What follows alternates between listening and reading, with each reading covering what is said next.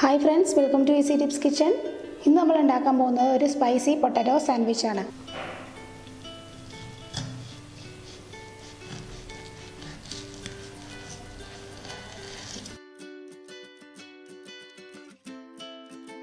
ഇത് വളരെ പെട്ടെന്ന് ഉണ്ടാക്കാൻ പറ്റിയ ഒരു റെസിപ്പിയാണ്. ഇതിലേക്ക് വേണ്ട ചേരുവകൾ എന്തൊക്കെയാണെന്ന് നോക്കിയിട്ട് വരാം.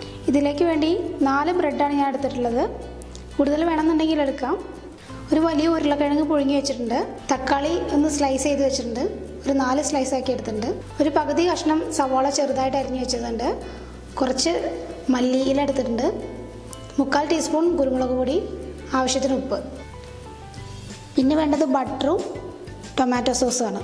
ഇനി വേറൊരു പാത്രത്തിലേക്ക് ഇവിടെ എടുത്ത് വെച്ചിരിക്കുന്ന പൊട്ടാറ്റോസ് ചേർത്ത് കൊടുക്കുകയാണ്. സവാള, മല്ലിയില, ഉപ്പ്, കുരുമുളക് പൊടി നന്നായിട്ടൊന്ന് മിക്സ് ചെയ്ത് കൊടുക്കുക. ഇതിങ്ങനെ ഉടച്ചെടുക്കണം.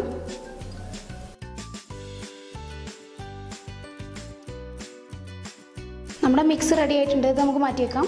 ഇനി നമുക്ക് ഈ ബ്രെഡിലേക്ക് ടൊമാറ്റോ സോസ് ചേർത്ത് കൊടുക്കാം. ഇത് ഹോം മെയ്ഡ് ടൊമാറ്റോ സോസാണ്. ഇത് ഉണ്ടാക്കുന്നതിന് ലിങ്ക് ഞാൻ ഡിസ്ക്രിപ്ഷൻ ബോക്സിൽ ചേർത്തിട്ടുണ്ട്. എല്ലാവരും അതൊന്ന് കാണുക. ഇനി ഇതിലേക്ക് ആ മിക്സ് ചേർത്ത് കൊടുക്കാം.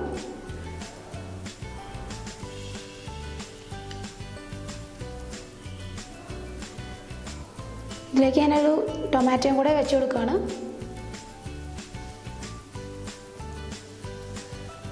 ഇനി വേറൊരു ബ്രെഡ് എടുത്തിട്ട് സോസ് മാത്രം തേച്ച് കൊടുക്കുകയാണ്. ഇനി ബ്രെഡ് ഇതിൻ്റെ മേലേക്ക് വെച്ച് കൊടുക്കാം.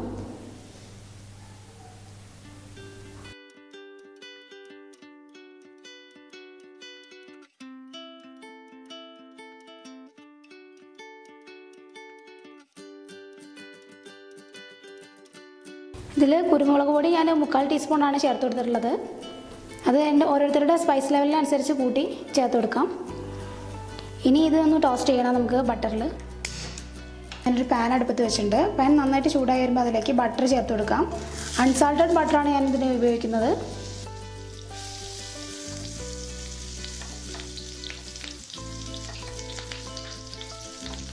ഇനി ഇതിലേക്ക് ബ്രെഡ് ചേർത്ത് കൊടുക്കാം.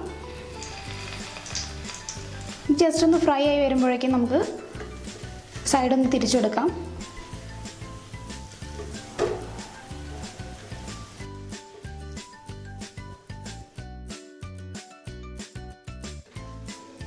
അങ്ങനെ നമ്മുടെ സ്പൈസി പൊട്ടാറ്റോ സാൻഡ്വിച്ച് റെഡി ആയിട്ടുണ്ട്. ഇതൊന്ന് നമുക്ക് കട്ട് ചെയ്ത് കൊടുക്കാം.